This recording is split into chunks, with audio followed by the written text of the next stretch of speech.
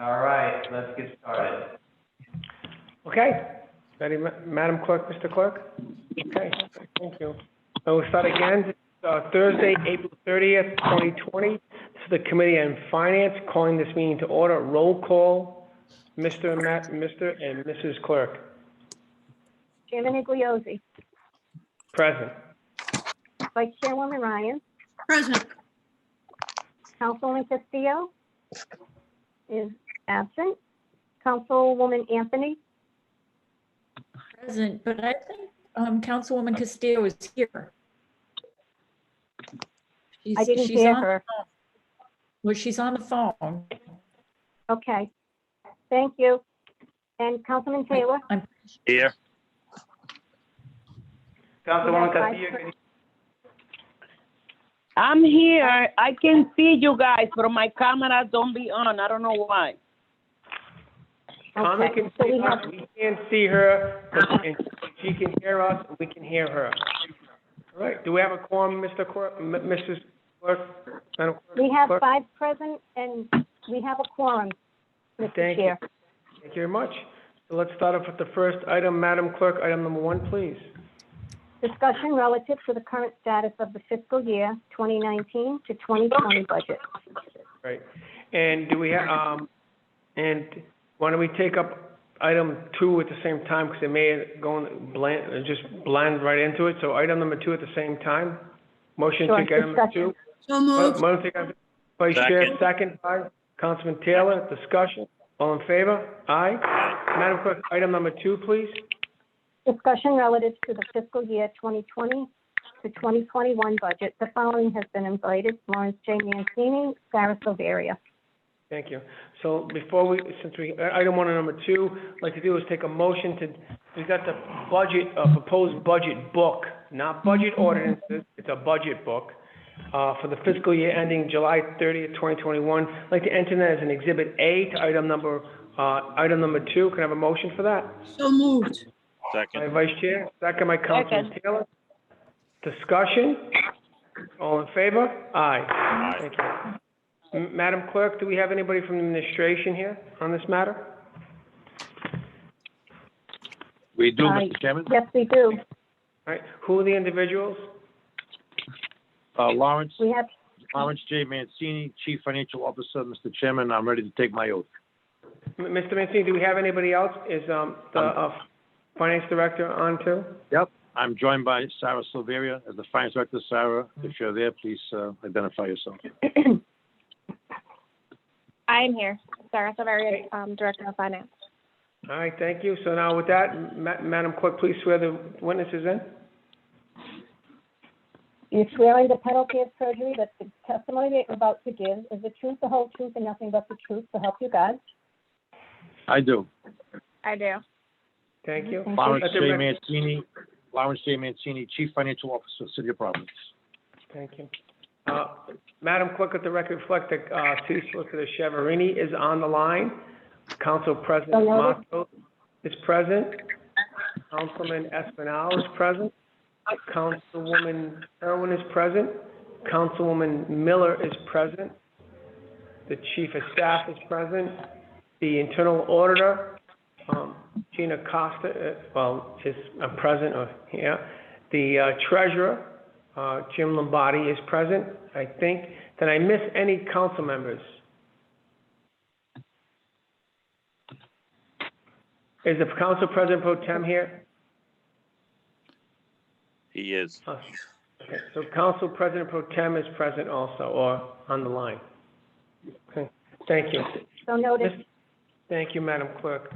Mr. Mancini, can you give us a quick synopsis of the present budget scenario right now?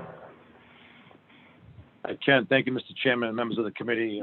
Good evening again. And so, Mr. Chairman, during the past week, we filed with the internal auditor the required monthly operating report. And the week prior, we filed the monthly cash flow. In each of those reports, and I believe they have been presented to the clerk for distribution this evening. I don't know, Mr. Chairman, if you'd like to make those exhibits, or if you'd like me to just refer to them in my testimony. But now let's refer to the testimony, because I don't know if all the council, committee members have a copy of it. So why don't you reference it, and then we'll make sure the clerk gets a copy and forwards to all the committee members and council members. I will, Mr. Chair. Sent to us, Mr. One Chairman. second. Committee Vice, received, I think, hold on, is the Vice Chair, Yes, Ryan? yes, Vice Chair Ryan, please? thank you. The committee received copies of the document from the clerk just before the meeting began. So if you would. Okay, great. All right. into Well, then the- we can, Madam, enter into the record then as an exhibit? That'd be great. So moved. So can we, we'll make it Exhibit B, items 1 and 2, this multi-page document to Ms. Costa, Internal Auditor from the Finance Director and Chief Financial Officer, dated April 27, 2020. Vice Chair makes that motion, second by Councilman Taylor. Discussion, all in favor? Motion carries unanimously. Thank you. Mr. Mancini, do you, could, and I asked the committee members, in case I miss you, although Carmen, you already have your hand up permanently right now, I asked the other council members if you could raise your hand if I miss you, if you want to ask a question if I don't get you, okay? Just in case, and you can wave to me, all right? Thank you, Councilwoman. So, Mr. Mancini, do you want to take us through, please, sir? Yes, I'm just getting my agenda. Yes, sir. So, Mr. Chairman, members of the committee, once again, in accordance with standard operating procedure and in accordance with the council ordinances, reports that were recently filed that were due both April 15th and April 25th were filed. The cash flow was filed on April 17th. It was a Friday. And we filed on April 25th, we filed the appropriate operating report.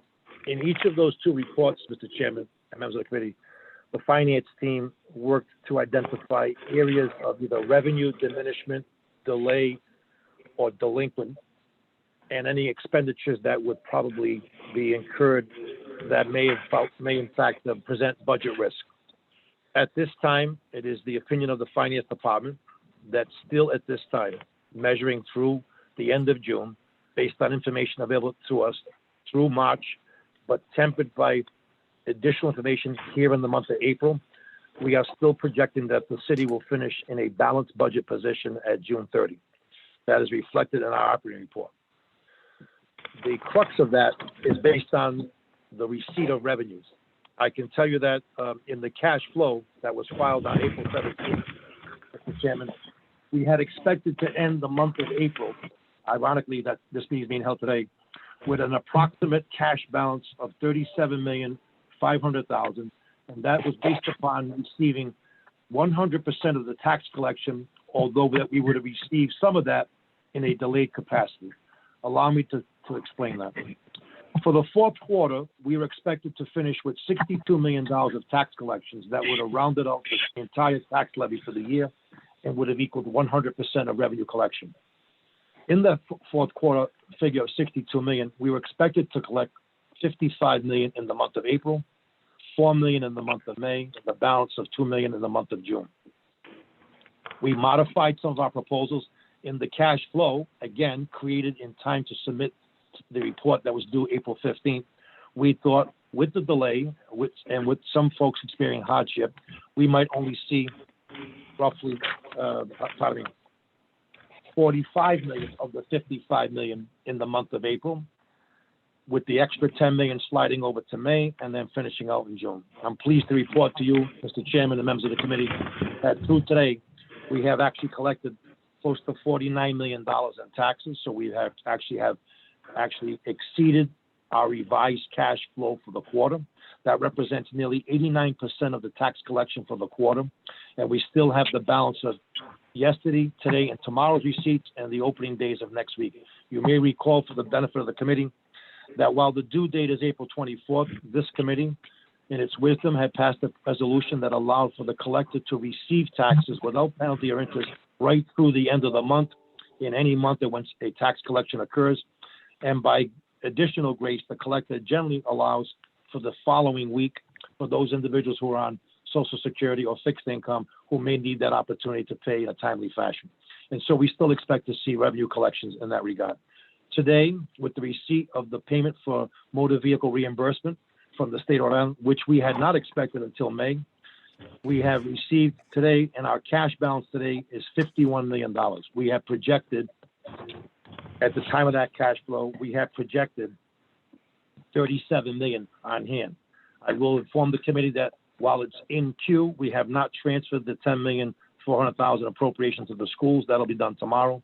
So when subtracted from today's cash flow, that would give us an adjusted cash flow with payroll made of $41 million versus what we had projected at $37 million, but $5 million was expected to arrive in May from the state reimbursement. It arrived today. The numbers basically reconcile. And so the cash, as projected and as reported, is certainly lining up as expected through the month of April. As you know, Mr. Chairman, we talked with leadership about the prospect of entering into the discussions associated with the provisions to borrow if necessary, which would include the need to prepare a more expansive cash flow. And now that the budget has been submitted by the mayor, that budget, the basic premise of the 12 months following June 30 cash flow, along with the 3 months remaining this year and then 1 quarter into the new year. We expect to have ready by the middle of next week, working with our outside advisors, what would basically be an 18-month cash flow, which is necessary for consideration not only by government, including this committee and your council, but by any outside advisor, including lender or funder, who would be in line and consider acting as our line of credit lender. We will continue to pursue that, as we don't know where there may be shortfall. I think it's a prudent move for us to do that. So as the time gets closer, this committee we will definitely be introducing the appropriate ordinance along with the cash flow documents, and we'll share that with the council leadership and council financial affiliates. So we are taking those measures to do that as well. But back to the current year operations, we are predicting with some degree of certainty, and we've taken measures of reflecting revenue reductions in categories that we believe have already or will show up as we move to the months of April, May, and June. And they include already recognizing reduced revenues from the areas of meals and beverage, hotels, and some of the other local revenues that are affected by the closure of businesses and government under the pandemic. For example, any revenue that was associated with those folks who would pay before the municipal court has been adjusted based upon historical knowledge of how much of the court's revenue is predicated by each quarter of the year, and by that revenue that's generated by those who mail in versus those who appear in person. That revenue that's generally associated with appearing in person has been modified to reflect that likelihood will not occur during the final 3 months of this fiscal year. And with respect to that, until the court is reopened, we don't know what that impact will be going forward starting July, but that's been reflected. With parking meter revenue, based upon the fact that with closures, government and businesses having social distancing, the likelihood of visitors to the city, both in the downtown area as well as the other tourist attraction areas, including restaurant areas, will probably be affected by parking revenue. We've taken that into consideration. With respect to other operations of government where delay could occur based upon the closure of government or the lack of access, we have taken that into consideration as well. For example, with speed zone camera, like as I like to remind myself and others that the speed zone is meant to be a traffic safety and enforcement mechanism, it certainly does in fact generate revenue. But because the schools are closed, those cameras are not operating to the degree that they would have been operating, and therefore we've taken that into consideration as well as a reduction of revenue. Despite that, we have taken that into consideration along with the reduction or the delay or the non-recognition of other expenditures. While there'll be some savings in the salary line associated with callback and overtime, we're not seeing as high a number there. And then any overtime or callback that is consistent with recovery of COVID-19 is eligible for recovery under the COVID application. We are tracking that extensively through operations that had been implemented by the city controller's office, working with finance from the early days of closure of government. The controller's office created an extensive activity code tracking system so that every aspect of expenditure that is carried on that has any COVID pandemic-related expenditure is being tracked. And when the eligibility period is available for submission and reimbursement, we expect to have those items reimbursed to the maximum degree under the federal FEMA guidelines.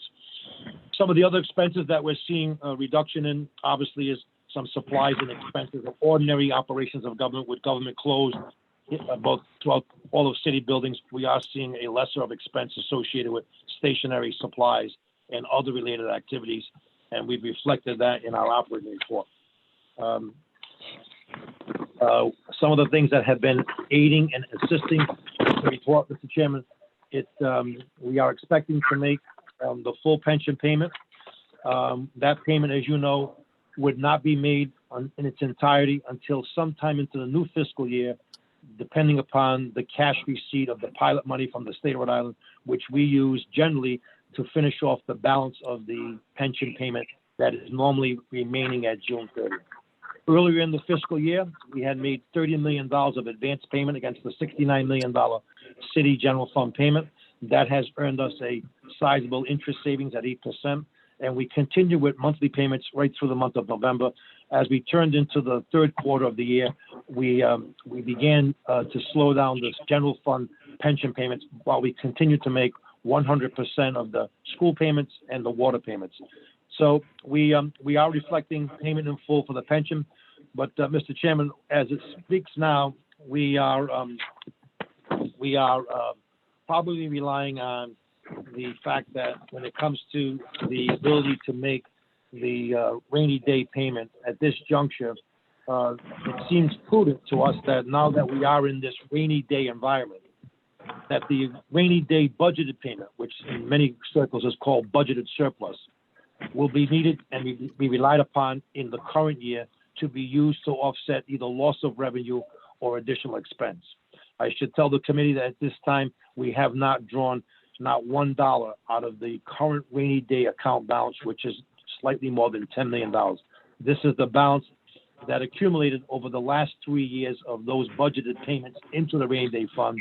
And so while it's still there, and while we'll contemplate that as a last measure of government operations, we just felt that this year it didn't seem to be prudent to putting that payment into the rainy day fund if in fact we were in a position where this unexpected pandemic emergency requires us to use our good judgment. And with that said, we think that that's one of the ways to offset the loss of revenue and the increased cost of expenditures. As we go through the rest of the expenditures, Mr. Chairman, we have given great thought to many of those expenditures, and we continue to measure and monitor those activities associated with spending by departments. A memorandum was sent out over a month ago, just at the start of the COVID-19 pandemic, just at the point of the mayor's emergency order, along with the governor, of course. And departments were advised that there would be no non-essential hiring. There will be no non-essential or non-COVID expenditures beyond those that required operational expenditures. And so we've seen that having an impact, as we typically do. Generally, as we close out the fourth quarter of the year, we generally have a more stricter control over purchase orders and requisitions, particularly for an item that cannot be possibly consumed or completed within the balance of the fiscal year. Those measures have been redoubled and have been employed steadily and steadfastly throughout this entire period of government operations, all during the quarter. With that, I can tell you that we are hopeful that we will attain other revenues that we've seen some increase in, believe it or not, including in Department of Inspection and Standards, based upon some valuation methodology techniques and changes. We are still seeing confidence in construction projects. We're still seeing the opportunity for people to request bids. And so we're seeing modest, if not mild, reduction in revenue there. We think that budget will hold true. In the Recorder of Deeds office, despite there being no access to the building by the cadre of title attorneys, we do have an arrangement in place that allows us to issue titles, first and foremost, online. Through 2004, there's online recording and online title searching. And then if it requires a title search that goes beyond 2004 to an earlier year, basically a manual title. The city of Providence is under contract to an outside law firm that does that work for the tax sale. And with that said, and because of their contract, they are permitted to work in the building when the building is not in operation. So an expanded version of that was amended in their contract, allowing that law firm to continue their work to ready for the tax sale to be timely with tax title clearances. But if there was requests from the public for transactions that required manual title searches, as a private party transaction between that attorney and the private party transaction of the title companies, we are accommodating that by basically allowing commerce to continue, and we've done that as well. So we might see some diminishment because I think some of that is pent up with the real estate market. Given social distancing, a lot of new protocols and procedures will be in place. So we've given some reflection to that revenue perhaps being reduced, but there again, if social distancing protocols can pave the way for the reopening of business and government on the various stages, perhaps by sometime in the early part of the summer, we might see a pent-up desire for real estate transactions, and ideally, we would see the return of that revenue going into the new year. Other than that, Mr. Chairman, we have basically reported to the internal auditor that we are going to be holding firm in areas such as interest earned. We've already received nearly 75% of the budget amount, and the tax sale has not yet been held. The tax sale will be held. As you probably know, the tax sale will now this year go to an online tax sale. It meets all of the legal criteria and all of the fiscal criteria associated with a proper tax sale. Credit to the tax collector's office for engaging in that process. It has already been properly advertised. It will be held on May 14th. We knew from the earliest days of COVID-19 pandemic closures that there could not be a public assembly in the City Hall building or some other convenient location. The tax collector's office reached out across the country, and they were able to identify a similar service that was used in New Orleans, because that's a state, Louisiana is a state that allows Rhode Island. In tax sale world, in Rhode Island, you don't have to bid on the full tax amount that's owed. You can bid down, basically bid a piece of it, allowing for others to take a piece of that. And so this firm is expert in that, and we were able to hire them, and we went through the Board of Contract and Supply on an emergency basis. So that too should ensure, I would trust, that the expected amount of revenue that the tax sale generally generates. Last year, we saw the smallest tax sale by parcel in nearly 20 years. That was a great indicator that people were paying their taxes in a timely fashion, but it generated comparable revenue in the range of between $1.7 and $2 million. We expect that will happen again this year, or at least we would see that in folks who come off the tax sale by paying those taxes before May 14th.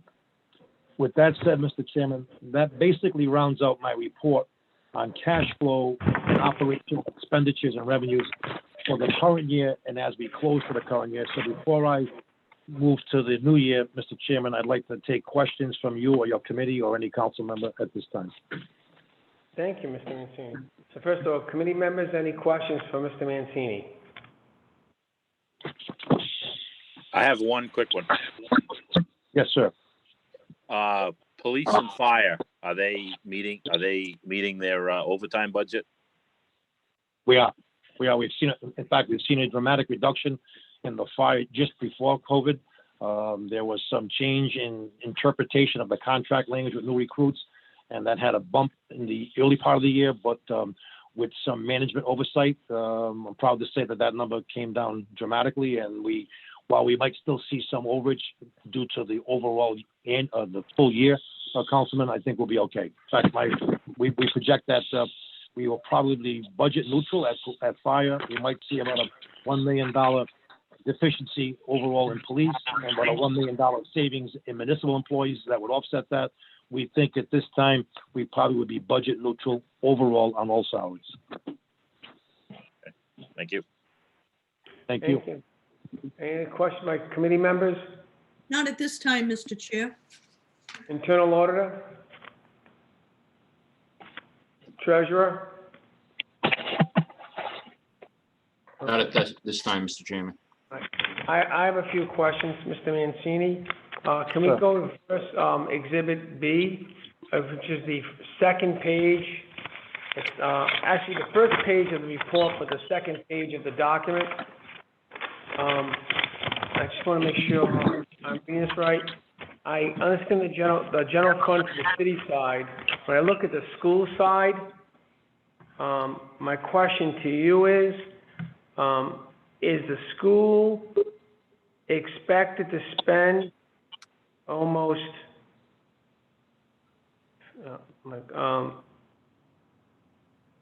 over $100 million in the next couple of months to June? And if so, how is that possible? Yes, so Mr. Chairman, may I say for the record, while we make a significant commitment on the maintenance of effort, and this year that amount was $130 million, since the ride intervention, school, while we still continue to manage affairs of the accounts and control, certainly purchasing that comes before the Board of Contract and Supply, we rely on their reporting information that comes into the city finance department through budget office and city controller. So this is actually information that they have furnished us, and with due respect, it would beg the same question of the finance department. And I know that they've been busy with their work preparing for their budget, which was not submitted as part of our budget submission this year due to that intervention separation. So with due respect to that question, Mr. Chairman, I would be better served if I could have the opportunity to get back to your committee and the internal auditor and have that question posed to Mr. Zachary Scott, who is the Chief Operating Officer for the schools, along with Mr. Patisi, who is the Acting Business Manager. I don't know if that was it. Mr. Mancini, the issue is that, couple things. One, unfortunately, this age of secrecy with the school department.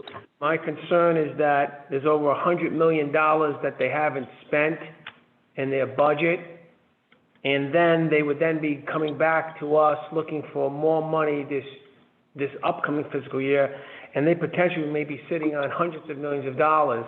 I have to presume that their operations have drastically changed, considering they had to convert to distance learning and no busing, et cetera. So I understand it's the idea that the city just has to write a check and doesn't have an ability to question, but I think it's important for the people of Providence at least to know that where their tax dollars are going and what they're doing over there. So I would ask you to look into that. I certainly will. So, I want to go to page 3 or page 3 of Exhibit B or page 2 of your report. When you look to the first page, I just want to make sure I'm reading this correctly. First page, revenues, expenditures, surplus, deficit. First, I guess you want box, it says local property taxes. Then below that, it says local non-property taxes. Do you see the one where it says, I just want to make sure I'm reading this, departmental, we adopted almost a $21.5 million budget for departmental. Yep. Revenue to date is 15.8. That's correct. Projected is 19. That is correct. So what's that, what is that's broken down, is that all the different, what are those departments? Yes, it is. So if you go to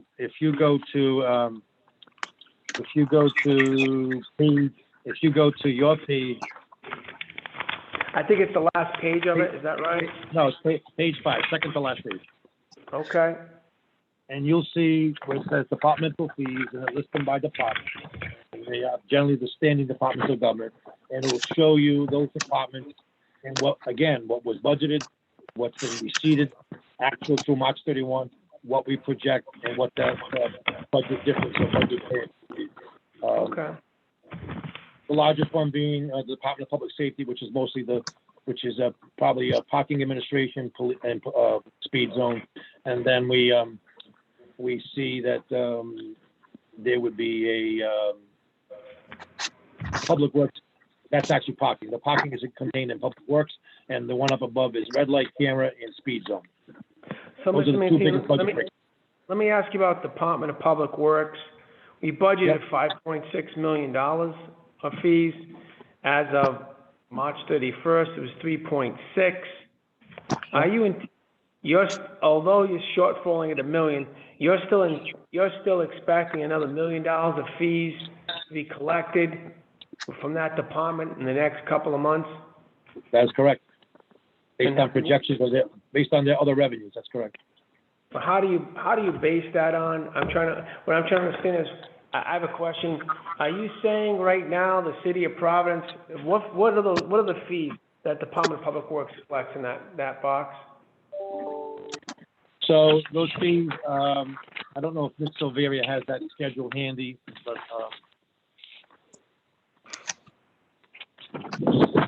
Yes, so just- that is, garbage receptacle fees, sidewalk contractors, permit revenue,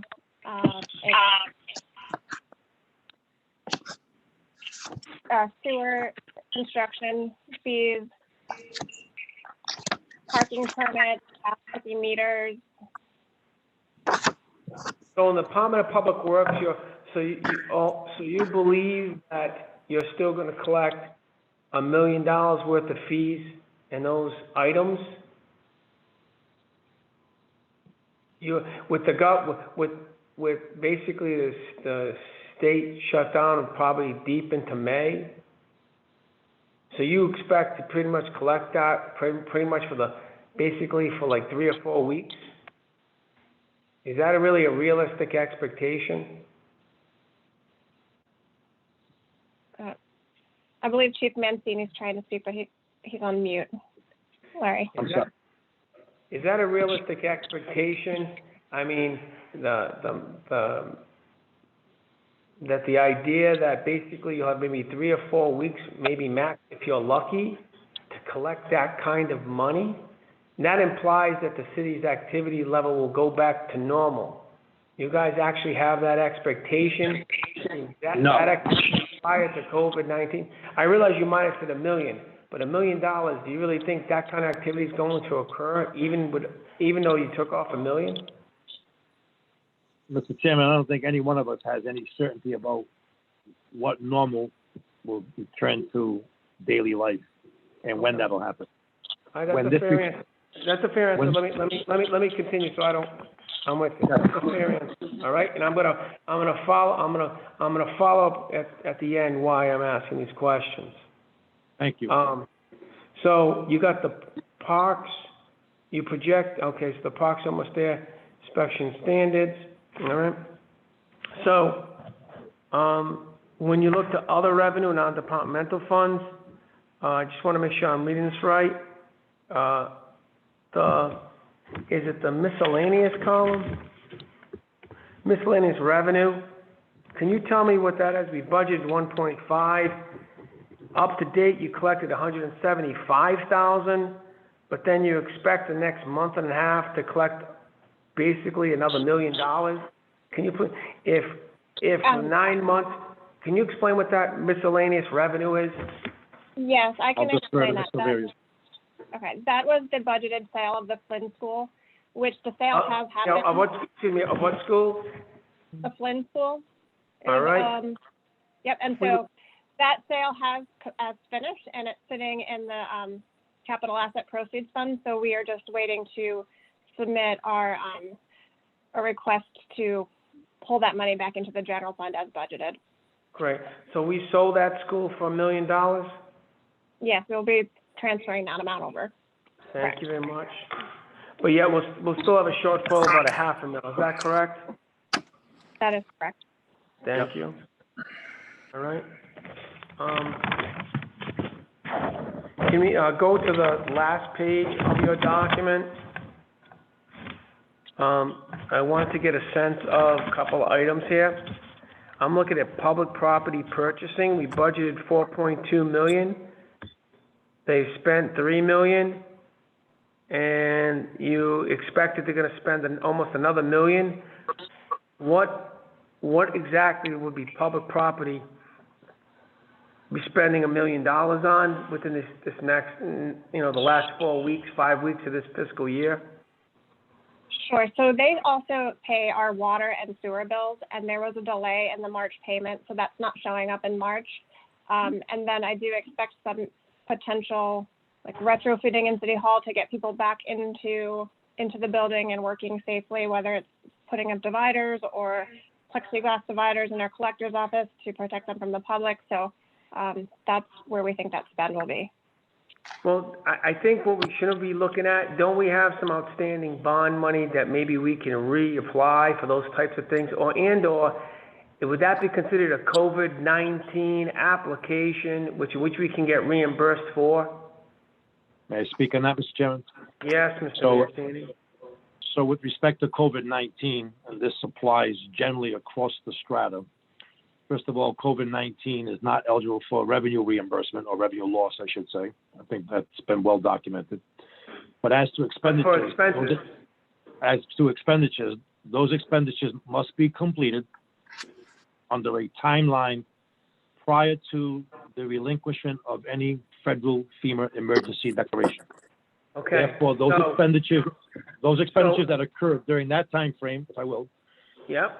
and only those expenditures, and it's a time-sensitive issue, can be considered COVID-19 related because it's expected that there was a reopening under some limited basis, but that the proper safety equipment, whether it's shields or distancing equipment, has to be acquired and put in place. So my question is, since no one is in these buildings and they're closed, how come property's not doing that now? They are. But part of that. They are doing it?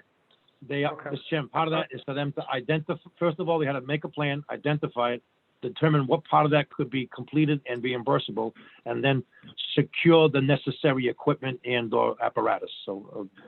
So for the sake of conversation, that $1 million additional spending by public property, a portion of it may get reimbursed by COVID-19. Is that fair to say? Yes, it is. Thank you. Internal Order, make sure you watch on that item there, please. Next, can we go to the Office of Economic Opportunity? They had budgeted $1.3 million. They spent $790,000. So, but we're still going to let them spend another almost $500,000. What is the Office of Economic Opportunity spending $500,000 on in the next 4 weeks, 5 weeks on, specifically? I believe that's still student, Sarah, is it student training or is it? Yeah, jobs. Jobs training. Jobs training, and I think the office, Mr. Chairman. Is this the program that Cranston and Providence is part of? Yes. This is the office, this is the Cranston Providence program? Is that correct? No. No, it's not. What is it? It is the summer jobs program, and maybe we will see more savings than we're projecting right now. Can you please explain the summer jobs program? Does this mean the summer jobs program where the city hires the person? Is that correct? No, I think I hate speaking for the department itself, but I believe they sub-grant out to other organizations to provide job opportunities to youth in the city. So we don't know though, but you're speculating. Is that correct? I am not the director of that department, so. Right. So we don't know. My question is, I do know other state departments across the country, in order to be somewhat frugal, as well as the state of Rhode Island, has cut their intern programs in particular because of the financial situation happen. I'm just kind of concerned that I'm not seeing those kinds of measures in the city. It seems like there's a lot of stuff's just business as usual, so I'm concerned about that. So can we, Gina, can you drill down on that before we get caught even deeper? Well, I think potentially deeper into a problem for the next year's financial issues. Yes, I will. Thank you.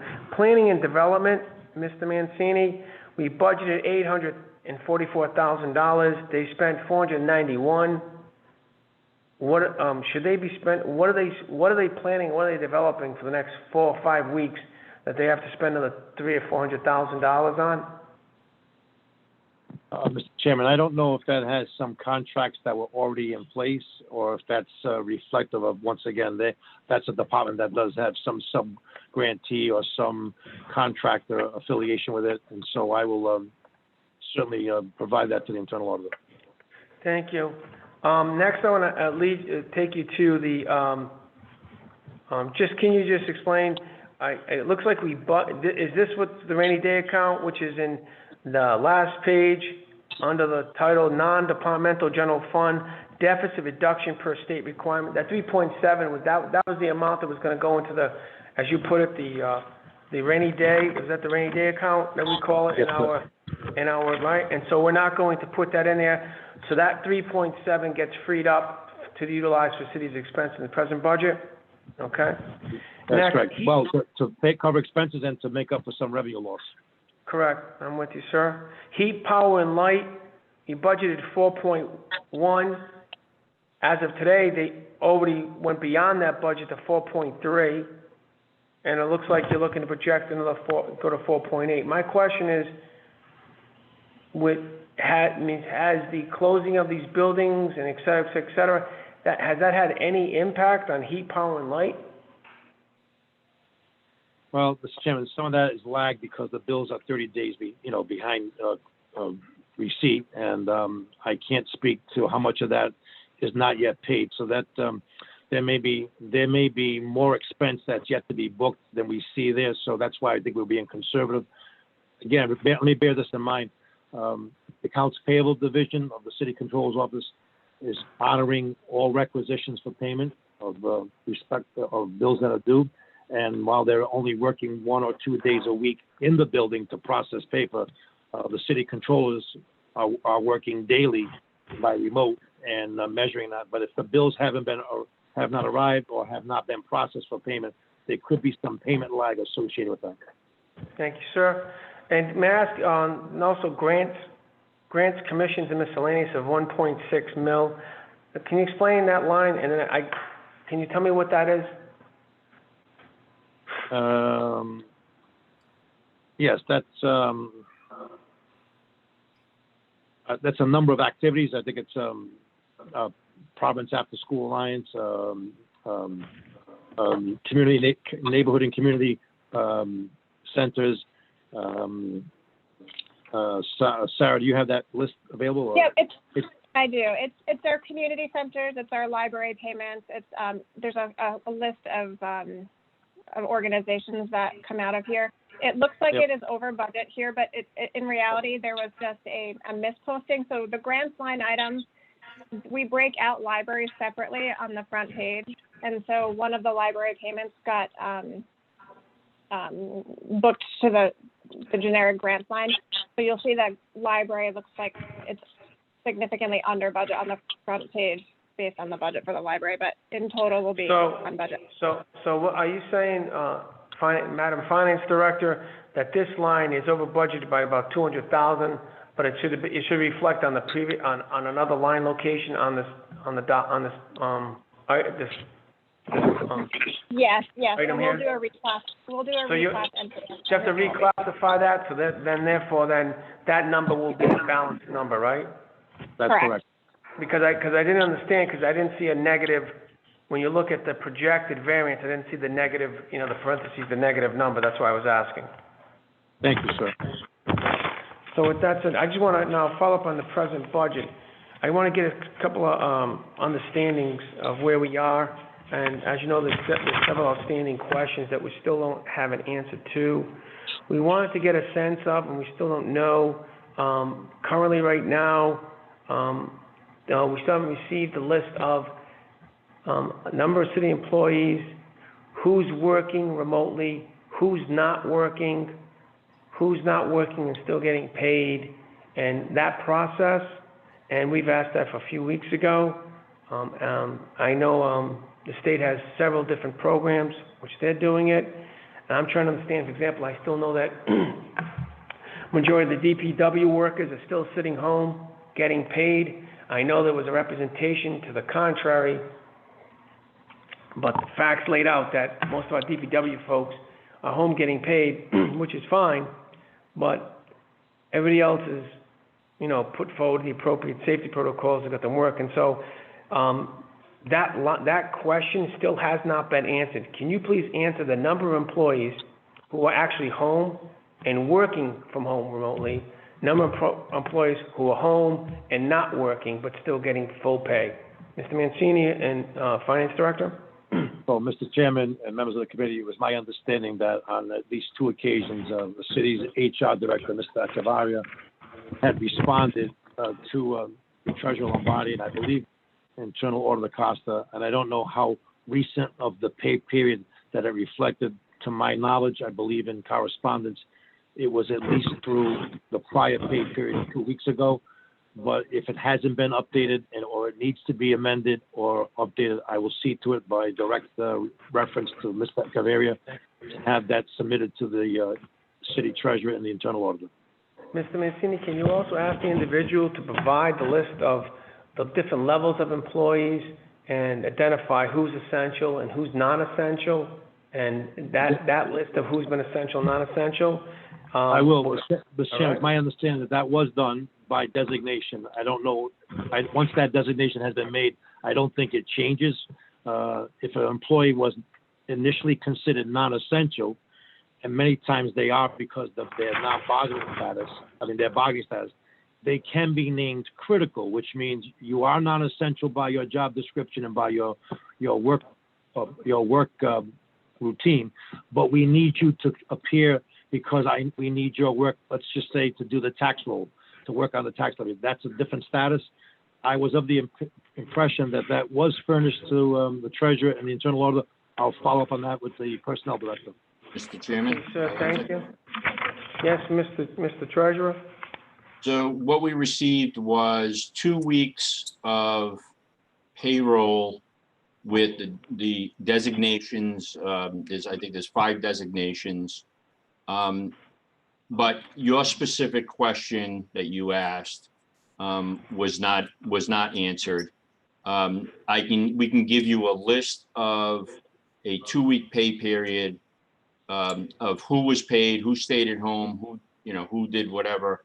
We're still looking for, I think, specific designations. It did not have all of the employees on the list. I think there's additional information that needs to be provided in that. But, I don't know. I think one of the things is how are we getting back to work? That's an issue that was never discussed, so. Thank you. I want to continue on. Mr. Mancini, you talked about contracts earlier, and one of the things that I do, actually, you're reading the reports left and right.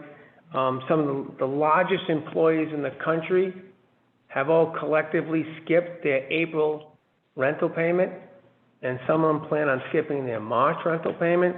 I asked this a few weeks ago, has the law department and the city, has they reviewed the contracts they have with any type of vendors and et cetera, to utilize in any type of aspect, to either skip rental payments and or to utilize the force majeure?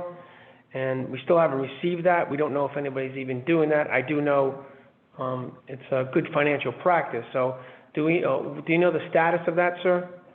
I do not, but I will definitely follow up on it with the law department. Mr. Solicitor Cheverini? Mr. Cheverini, Solicitor, are you on the line? Is he muted, Mr. Clerk? Yes, he is. Mr. Cheverini, are you on the line, sir, Solicitor? Yes, sir. Mr. Solicitor, can you please, we're going to have a finance meeting on Monday. Can you please have an answer to that specific question from your solicitor? Have they reviewed all the existing contracts with the City of Providence, has with vendors and et cetera? And have we looked at any type of frugal measures in order to protect the taxpayer? Because basically some of these places can't perform services. I am also concerned, I know one of the biggest ones was the school busing one, and as you know, that was pulled from the city side, and now the school department is unilaterally acting in their fashion as usual, and we don't know what they're doing over there. So I'm just wondering, are we taking, at least on our end, to protect our taxpayer? And can you find that answer for us? And the laundry list of contracts, large and small. I will do that. I do know that the solicitor had staff reviewing contracts. I don't know what the final determination was, but I will get a report and report back on Monday evening. Thank you, sir. Mr. Mancini, we've asked earlier, we need to list, and unless the treasurer or the internal received it already, the list of vacant fund positions in the 2020 budget. Has that been provided, Mr. Clerk, or, excuse me, Mr. Internal Auditor, or Ms. excuse me, Mr. Internal Order or Mr. Treasurer, did you receive that item? You muted those individuals. Unmute them, please. I did not. I have not. Okay. Mr. Mancini, we want to see the laundry list of vacant funded positions in this 2020 budget. We also would like to see the laundry list of what hires who has been hired in the last month and a half, specifically 2 months, and we want to match it up to the essential, non-essential supposed order. Okay. Yes, I will. So we'd like to have that for Monday's meeting.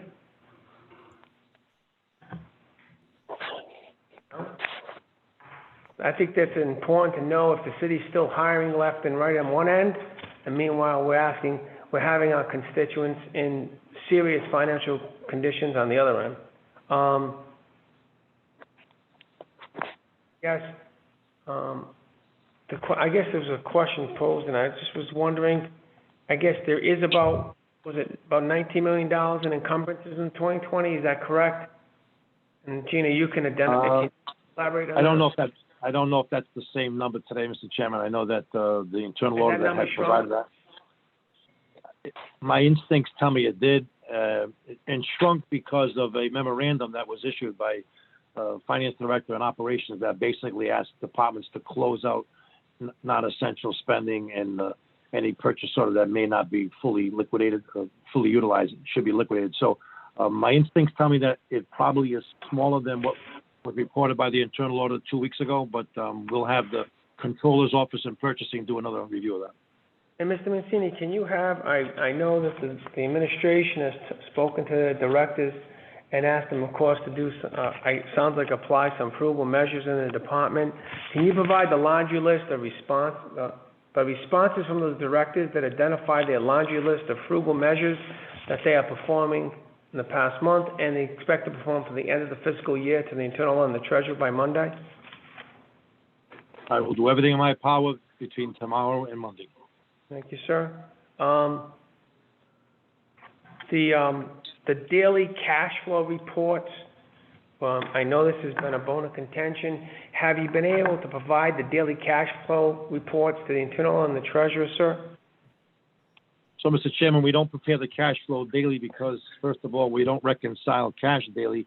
We reconcile it minimally once a week because of the effort that goes into that. Remember, the biggest portion of our cash comes from tax collections, including this time of the year. And so we work off the tax collectors' receipt pages. Those receipt pages have to be transferred now via electronically, and then staffing available to do that work at the Controller's Office has been really tasked with other duties associated with tracking COVID-19 expenses. But the cash flow clearly has been monitored and tracked daily, all during collection. We're satisfied that the cash is arriving as expected, where expected. Today, as an example, we received a very large tax payment totaling like $1.9 million. We received an additional $5 million from the state. We were advised of that before the balance of the day, and we knew that the cash flow had increased to $51 million from yesterday's approximate $46 million.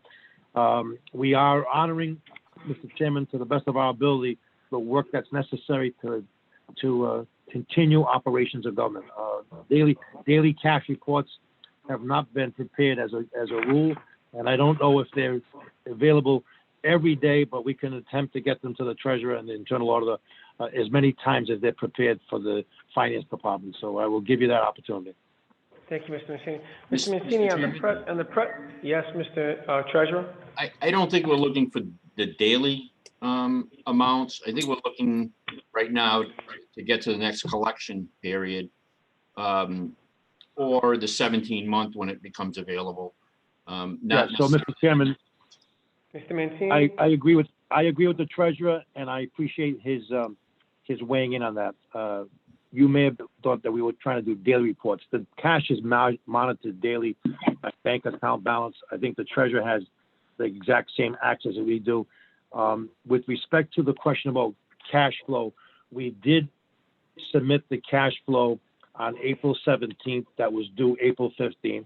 I beg your forgiveness because the finance office has been tasked with so many activities, including preparing the budget for the new year, which we're going to talk about shortly, I'm sure. But I advise the council leadership and council advisors that to do the correct cash flow in pursuit of a line of credit financing that would be a prudent move if we did need it, when we needed it. Everyone in the financial world would agree that you need more than a 3-month cash flow and more than 12 months. So we're basically talking an 18-month cash flow. In order for me to do an 18-month cash flow, I would round out the next 3 months of this year, which is information that's already developed. But I would have to rely particularly on the next 12 months, which is really the mayor's budget. And until that budget was constructed and completed, we use the budget as a guidepost for the areas of revenue and expenditure. While they don't match up regularly every month in equal amounts, they are the guideposts, whether it's tax revenue, departmental revenue, transfer revenue. So until that budget was completed and submitted, which was Monday, by the agreement of council and administration, I really was at a disadvantage to prepare that cash flow. And now, all hands on deck, that cash flow in pursuit of having it ready for any potential borrowing will be completed over the next course of the next week. I do believe that we're in position to have this put together for you. And I know leadership has said that when it's ready, they will take the matter under advisement, including if it requires going before the council on a special meeting. I would love to meet the docket deadline for tomorrow, Mr. Chairman, for the May 7th meeting. But with any effort and luck through the weekend, we might be able to have that cash flow completed, hopefully by Monday or Tuesday.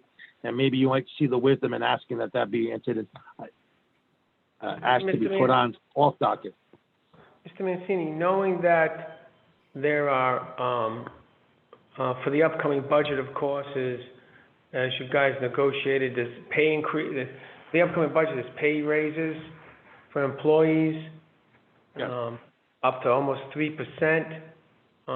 My question is that at this time, has the administration spoken to the unions? If so, which ones specifically?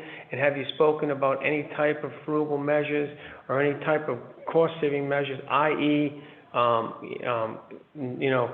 paying a 2.7%, 2.75% pay increase to some of the unions, et cetera? Can you just tell us a little bit about that? What unions have you spoken to? What are you guys talking about? Are you talking about layoffs, furlough days, or cut in the pay increases that you guys negotiated for these pay increases at this time, sir? So, Mr. Chairman, while much of this is covered in the budget for 21, I will take it up at the moment.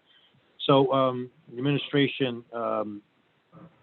did not entertain the notion of furlough days for at least first responders, police and fire, given the current COVID-19 conditions. And with that said, discussions associated with the remaining work group, Local 1033, have been held regularly, including up to budget submission. And while there is expectation and opportunity where the two meet to find and derive some budgetary savings, it has not been reduced yet to a written agreement, but conversations continue to develop. But there is expectation that the potential could be for a delay in the July 1 cost of living increase that was expected at 2% for the next ensuing year, and a potential of a number of furlough days that would last throughout the year. Those two items have been. Mr. Mancini, the furlough days, just for the edification, can you explain what the administration's interpretation of a furlough day is? And what does that mean to an employee specifically? Furlough day is a day without work and a day without pay. Okay. And I know it's scheduled to give pay raises for the police and fire. Have you guys reopened that conversation to discuss whether or not, you may not be able to furlough days, but whether or not they could do without their pay raises the upcoming fiscal year? Or is that not a topic of discussion at this time? It is not a topic of discussion at this time, but Mr. Chairman, we are in active negotiations with the FOP contract that was expected to occur during this fiscal year, given that their contract expired in June. Now, of last refresh my recollection, this is the same administration that when it first came into office, they unilaterally broke the fire contract, and it cost the city millions of dollars for that illegal breach. Now we actually have a financial crisis, and the administration hasn't approached the actual fire union to discuss maybe putting off almost a 3% pay increase, while people, Rhode Island has one of the highest percentage of unemployment in the nation, and Providence proper. Now, why I'm asking you that, why I ask you that, is because I know you're talking about you want to get a line of credit. How can you honestly ask people for us to give you a line of credit to give out pay raises? That doesn't seem, it seems unconscionable. And that's part of the problem, that I just want to let you know that I think you guys need to get over the hurdle, which is you're asking for a line of credit to pay raises while people are losing their jobs, most likely won't get their jobs back. So I would ask that I think you need to look into that conversation, because I think it's a hard sell for the people of Providence to say, yeah, everybody can make, on my taxes, I'll be paying my taxes, I'm gonna be furloughed, or I'm gonna lose my job, but I'm glad City of Providence is giving out pay raises and getting a line of credit to do that. And so you need to justify why you need a line of credit. If you haven't done if you haven't done any frugal measures, or any cuts, or anything like that, how can you justify asking for a line of credit? All right, so I'm putting that in your bonnet. So when you come around the horn looking for, I think you guys want $100 million line of credit. No. When you come around the horn, all right. Mr. Chairman, if I may, it's important to go on record, and it's important because even the treasurer made the comment that is well taken and well intended. A line of credit is not meant to balance the budget. A line of credit is meant to provide cash flow with repayment expected within 1 year to get us through the lag and delay of receipt of revenue, predominantly taxes. It is not a budget balancing. It cannot be budget balancing. It's only meant to be what its name entities, a line of credit subject to repayment and must be repaid within 12 months. So the line of credit. I agree with you on that. What I'm saying to you is, but that payment that you make out of the line of credit, the city should do everything it can to lower that expense payment that it makes on that line of credit. And so it's a hard sell that part of the line of credit will be paying for pay raises, sir. That's the point, sir. The point is that you'll be paying for pay raises. You may be paying that line of credit back, but you're going to be paying for pay raises with that line of credit. And Mr. Chairman, I would just say for the record that we would also be paying for other items that have an expense increase. Mr. Mancini, I recognize that, sir. I recognize that. Thank you. We understand the caveat. All right, so why don't we move on to the proposed, we got the budget book. You want to give just give us a little general understanding of what the proposed, what this budget book talks about in Exhibit A? Yep. Mr. Chairman. Yeah, who spoke? Madam President, and then Vice Chair. No, Vice Chair has been waving. Oh, I've been waving. first Vice Chair. Oh, sorry. Back. I just wanted to join in on your follow-up on your line of questioning regarding the request from the administration to borrow. I think it was, you aptly stated that we're finishing out this budget season, and it appears to me as business as usual. We haven't gone through, in my mind, the budget practices necessary to look at austerity measures. The council passed a resolution requesting the administration to look at the month, look at the budget, put forth an austerity plan, and quite honestly, answer a number of questions that the chairman has just asked you again, or asked the administration to answer and provide to our finance team. But equally troubling to me, Mr. Chairman, is, in my opinion, in reviewing this remaining budget, it appears that we're using our rainy day fund to balance the budget, to get to a balanced budget, with business as usual, no austerity measures present, and that troubles me. I believe, and I'm not sure, and I'm going to ask either the solicitor or the general, our treasurer, what is the rule about utilization of our rainy day fund? Because clearly that amount is plugging this budget and getting us to a balanced budget. So could I just ask what the rules are on utilization, on how that works? I believe we have an obligation to maintain a certain percentage of our budget made available as rainy day fund proceeds. How does it work? So Solicitor or Mr. Treasurer, who would like to you want me speak? to, the solicitor can follow up if he'd like. And I'm going off the Treasurer? top of my head, but my understanding is that there is an ordinance out there that requires a certain amount of money to be put in the rainy day fund each year. And I fully understand the administration saying that, well, this year we have to tap into the rainy day fund. And that's only the current year. If they were to use prior years, they'd need council approval. But as you mentioned, my concern is if you're not going to put that money aside by ordinance, you should be restricting your expenses as much as possible. And as you know, my great concern here is both when we go to borrow money, when we go to the state, is that, we set up a $750,000 grant program when we can't pay our own bills or put money aside as required by ordinance. So that's just something that pops into my head. That I see obviously cuts. I see, obviously we can't spend certain areas, but I don't see the austerity measures that need to be done.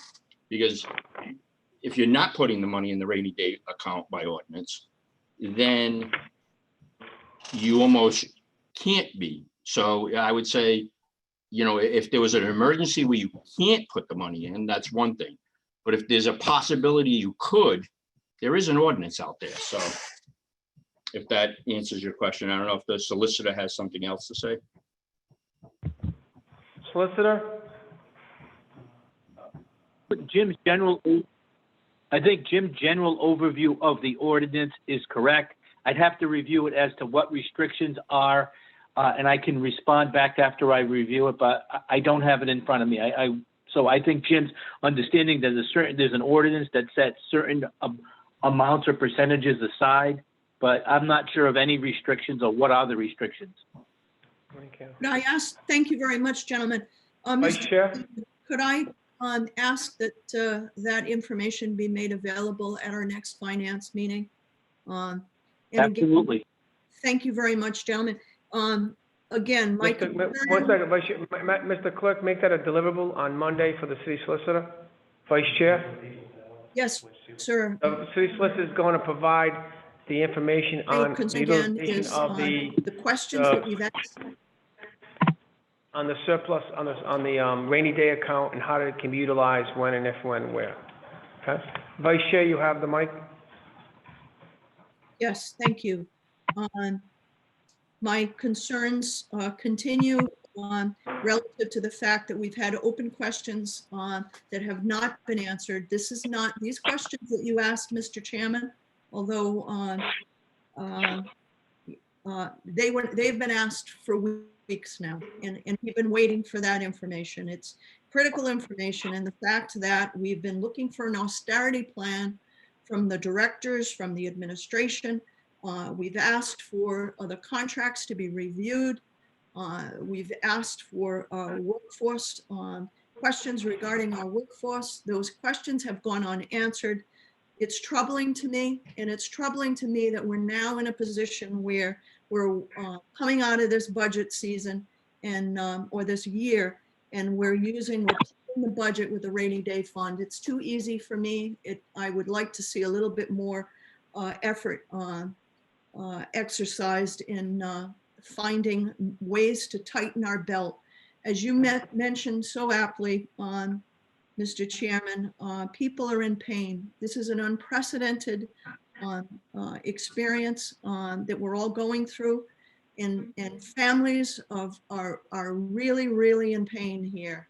And I was quite shocked when I saw this budget wrap up or roll up. quite honestly. So I'm going to be looking at it very closely, and I'm also going to be looking at the next budget season very, very closely, and hoping that we make appropriate revenue expenditure controls. Thank you. English, you very much. Councilwoman Thank you. Anthony? Mr. Chairman, I don't know if this is the appropriate time. Are we moving on beyond the present year next? Yes, 'Cause we're I gonna have a- gonna go into that, but you, if you have a question now, you can ask Well, and. I have a general thought. question. I'm just wondering, I'm just wondering, and I think, we're doing an excellent job of doing our due diligence on the city's budget. I'm just wondering if we're going to be doing the same due diligence on the city council's budget. There's a lot of questions today that I think we should have answered about our city council budget. What are our vacant positions? Who's been hired in the last few months? Have those been essential hires or non-essential hires? I mean, every question that we're posing to the city really should be answered by the city council on their own budget, because we're stewards of everyone's budget. And I think we owe it to the public to also disclose what we're doing to tighten our belts. I think leading by example is always the best thing we can do. So I'm just wondering if we'll be going through that exercise and if we can ask the same questions on our budget. Mr. Chairman, Vice Chair? my questions were across the board, Councilwoman, and I was speaking about the existing budget period that we're in, and I'm sure that we will have a robust discussion, as we typically do of every department. So Then I would ask that we ask the same questions of it Jimmy did. and Jean. I didn't isolate any department from this year's budget questions, and I certainly won't isolate any departments going forward. Thank you. Mr. Chairman, may we have the same questions answered at Monday with regard to the city council budget? What are the vacant positions? Who's been hired in the last few months? Have them been essential or non-essential hires? How many employees are working remotely? How many employees are working presently? Who's getting paid? Who's not? All the questions we're expecting answers to. I would just like those same answers, those questions answered for us with regard to the city council budget. Thank Mr. you, Chairman, Councilwoman. Chair? Excuse me. Treasurer Lombardi? so my requests have not excluded the city council. I've asked for all employees. And so I'm not excluding the city council in any of my requests or any of the Good, departments. we're going to have a discussion with that on Monday. Councilman Anthony? Hold on, 1 second. Discussion on Hold on. One Question? second. Councilman Anthony. Councilwoman Anthony, you have the mic. Thank you. I'm glad that we're asking those questions. When are we going to get the answers in committee so that we can hear them and discuss them? We've been Thank you, asking for them Councilman. for weeks now. Treasurer Lombardi. Treasurer Lombardi, you're asking your own department to give the answers to those questions. What? Who are you waiting for? Why can't you answer those questions regarding the city council budget, regarding vacancies, how they've been filled? Are they essential, non-essential? Why can't you? I don't control the city council budget. I can control the treasury budget. So if you want me to give you a response on treasury, I'd be more than happy to. Then who is going to give us the answer on the city council budget? Mr. Chairman, if I may? Who is that? Oh. This is Gina, I'm One sorry. second. Internal order. Councilwoman Anthony, the administration has the ability through the technology to access all of the departments. Each individual department really doesn't have, well, they do have it for their own, but some of the departments are really large. They could just run reports citywide, including all departments. Councilman Anthony, hang on. I'm gonna cut to the, I understand, we need to get deeper into this. Here's the reality of it. Let me a second. Everybody just wants to understand what's happening with the entire city budget from soup to nuts. So for Monday and hopefully next week, we can have a report on the entire budget from soup to nuts. I think that's what Councilwoman Anthony's mentioning and asking. So we want it for everything. And so that's what we're looking to do. So what I would look towards is that the administration has 99.9% of the budget. to be able to prepare to answer that on Monday, and then we'll have whomever, work on it for Monday on the council side. That's fair enough. I don't think, it's just numbers. It is what it is, right? And we'll keep moving along. That's The great. issue, I just want to say, Councilman Anthony, just for my position, is that it's not, what concerns me is that on my part, I've been asking the administration I've sent them letters for the past month, and my concern is they haven't been able to provide anything to those particular elements. And so they got two big asks.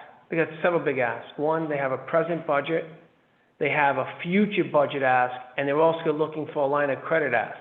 And yet, they're not willing to answer the basic questions is, what's happening today in city budget? What's happening today in city government? What's happening? And I'm not talking about closing the city parks, and then we'll close city parks for COVID-19, but now we're going to close city streets and let people use them as city parks. I don't even understand that one, but that just seems to me that this kind of go round I'm on. We're just looking to understand that what's happening with the budget now, what are the stuff they've been doing, are they doing anything, and if they're not. And now my position is that when the administration rolls around and asks you, Councilman Anthony, Vice Chair, and all the council members on the line and here, when the administration asks you, we'd like to have a line of credit, whether it's $100 million or $50 million or $60 million, that you understand what the line of credit's for. If the line of credit is just to keep everything as usual and not do any frugal measures, well, don't get me wrong. This reminds me, something special is happening in Providence. We seem to be the only city in the world that seems to be not having any financial issues. I'm going to be honest with you. And I find this, and I want to say, and if I may use my religion, I'm finding an early Christmas miracle happening here, and it's just amazing to me. And I'm concerned about that because those come infrequently, Christmas miracles. And the fact that everything you're reading, every industry, major multi-billion-dollar corporations and countries are doing serious things, understanding that it's not necessarily about today, but next week and next month and next fiscal year, this is when it's all going to hit. And my concern is that the city seems to be keep rolling along, and once again, I hate to say it, it's deja vu all over again to me. It reminds me of a previous administration who did similar stuff, and then the city was stuck with a massive deficit, and didn't come clean until after they got elected to a higher office. My concern is, I don't want to get caught up in that, and I just want to make sure that all of you are informed. If you want to give the administration a line of credit of millions of dollars without any cuts, that's your decision. That's going to be your educated. My position, I want to make sure you all know what you're voting on, understand how you're voting on it, and what they plan on doing. That is my biggest concern. And I look at this, and I look so far, let me stuff I saw in the budget book, I see a budget that seems to be a very odd budget, which has a lot of odd elements to me. Okay? And I think what's happening is it's the banking on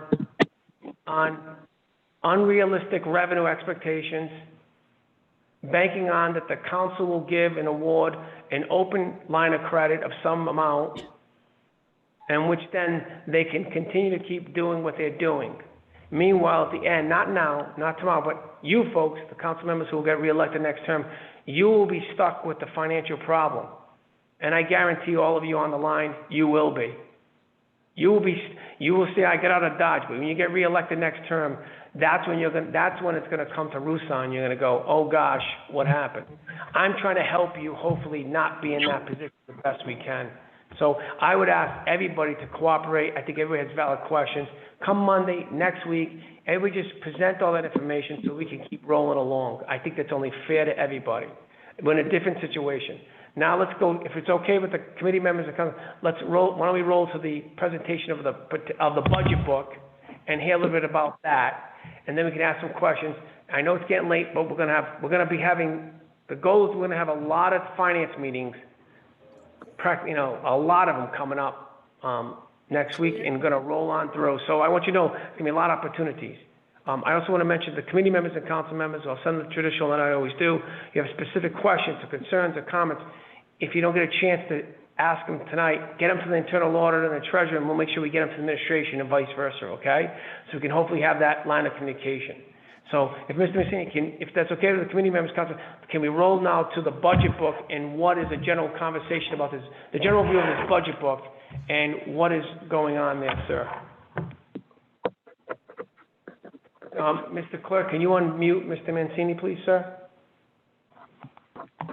Thank you, Mr. Chairman, and we will go forward to discuss the 21 budget, but Mr. Chairman, with all due respect, I must put on record that a line of credit is not meant to balance the budget, and nor will it be.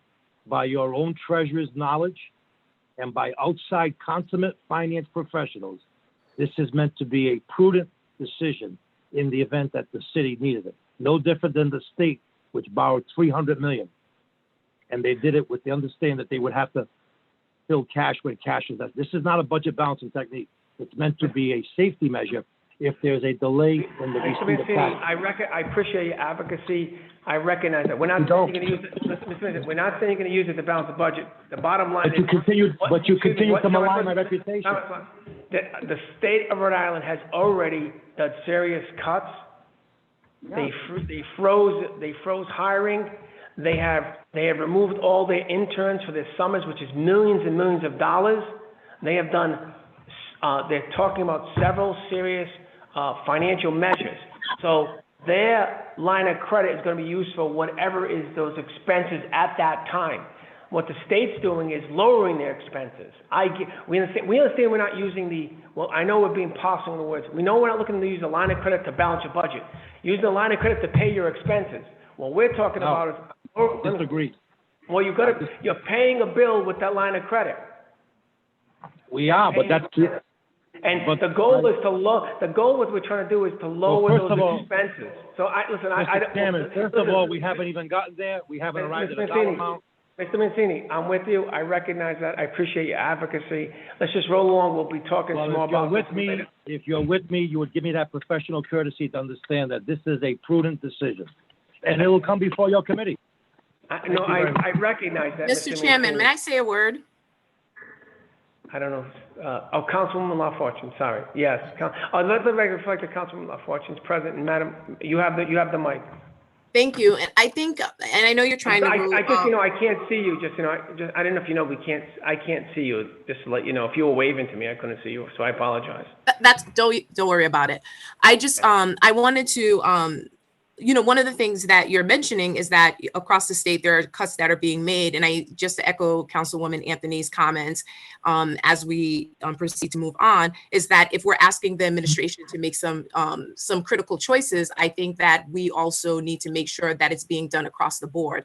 It's being done at the administration's level as well as city council level. So it'd be great to see the reports that answers the questions that Woman Anthony asked earlier, but more importantly is just that we all have to make some tough decisions. So if we're asking the administration to make these decisions and we're holding them accountable, it's up to us to ensure that we're providing information to the public because they're holding us accountable and there's open and transparency in this whole process and also in the decision making. Thank you, Councilwoman. Mr. Mancini, would you like to now talk a little bit about the budget book and what's? I'd be happy to. Thank you, sir. So, Mr. Chairman, members of the committee, as you know, the budget ordinances were submitted to the city clerk on Monday. You were scheduled to hold a meeting on Tuesday evening, which has now been rescheduled for tomorrow evening to receive those ordinances, and they will formally be referred to committee, which at that time, I believe, Mr. Chairman, during your committee deliberations, the budget will be discussed in a greatly expanded format. This evening, it's my understanding that I was asked to give a broad overview of the FY21 budget. And of course, yes, bear in mind that when we do come before the committee, as we typically do, we come with both budget analyses and have the opportunity to rebrief departments to refresh their budget position from the time when the budget was first put together back in the first week in February. So, Mr. Chairman, as you have said this evening in your own comments, and I have listened to many of the council members, this is truly a unique and extreme time in the world, here in the country, certainly in the state of Rhode Island, and no different in this city or as in any other city. I would be remiss if I did not share with the committee that the finance department, working with every department in government and the administration, has been tasked not just to prepare the budget, Mr. Chairman, but to track expenditures, to do our duties predominantly from remote location, including making sure that payroll has been processed, that vendors have been paid, that pensioner payroll checks have gone out, that we reconciled our cash flow. We have taken every measure that is necessary in the current budget, and that has reflected itself in the upcoming budget year. To make decisions based on information that is not yet known to any of us, including those of us that have the responsibility in finance, or those of us who have submitted the budget, as in the mayor and now the council to review it, in many cases is nearly unpredictable. But to submit a budget without the ability to predict some degree of known information, as in the governor's proposed budget, and how that might change, we don't know. I think the mayor said in the pre-recorded message last evening that the budget that was submitted is the budget that was submitted based on best available information at the time that it was due, based on the charter requirement, which is May 1, which is tomorrow. We follow that same belief that many of the items in here are strict in their nature because they have to be. Debt service payments, that's a default condition without paying debt service. So we would definitely budget debt service. We would definitely budget those things that are necessary to run government, whether it's salaries, et cetera, and so on. So the budget that you're looking at, Mr. Chairman, in total, had a $787,000 total increase in appropriation from last year, a 0.015% change in the budget, if you will. The budget calls for no tax rate changes, no changes in the homestead exemption of 40%, and only relies upon the natural expansion of the tax base as was expected based on new construction, permits, et cetera, et cetera. And bear in mind, Mr. Chairman, much of that was compiled based on December 31, long before COVID-19 had its upending effect on all of government. So the tax law and tax levy was worked on diligently all during this period as was expected. And we have had that tax roll as the basis. Remember, 70% of the city's budgeted revenue comes from taxes. Another approximately 20% comes from state government. So this budget has a tax revenue net increase between tax revenue and tax stabilization revenue of close to 1.2 million. And that's the predominant change in revenue throughout the budget. There have been reflections on revenue associated currently for the remainder of 20, and we allowed that to take impact to the 21 budget. Similarly, we don't think that there'll be restaurant activity that'll happen, we trust, probably no sooner than sometime before the summer is over. Same thing with hotels. We've already reflected that diminishment of revenue in the upcoming budget FY21. Likewise, the same was held true with municipal operations where revenue was generated by municipal court, parking fees, and those transactions that would be affected by the closure of government. That is reflected in the report, and we're certainly going to go through that in detail with detailed budget analysis in the so-called famous 3-box report when we come before the committee starting next Monday. So, Mr. Chairman, that's the highlight of revenues associated with the report. That's what that budget summary appears before you. You can see it by budget category as is expected. As we move through that budget report for revenues, they are laid out by department in a similar fashion as each budget is before your committee, and we show you the year-over-year change for the budget. Vast majority of changes in revenues were the big departments where we expect there'll be some delay or some lost opportunity for those departments that will have revenue offset. I don't, as we move from there to expenditures, on the expenditure side of the equation, Mr. Chairman, we have honored the current contracts associated with the workforce. There is opportunity, we hope, that depending upon the condition of the financial condition of the city as we close out this process and get to a budget review and ideally budget adoption, certainly levy adoption, that there'll be more clarity around some of the expenditures that are included in this budget and whether or not they will or will not be need to be modified. Certainly with state revenues, we won't know that process until state government resumes, at least the General Assembly. I don't think that'll occur anytime sooner than perhaps the middle to the end of May, given what the various stages of reopening will look like and how they will go about calling the General Assembly back into session. That will play a pivotal role in determining the outcome of state revenues as it's included in state budget, particularly pilot. As you know, pilot is a payment that we rely on in Providence, and lately, the last several years, it has been used almost exclusively to complete the balance of the pension payment at 100%. Now in our 8th year, and this budget calls for 100%, making it the 9th year. Yes, much of that is dependent upon the state revenue that will assist us in that regard.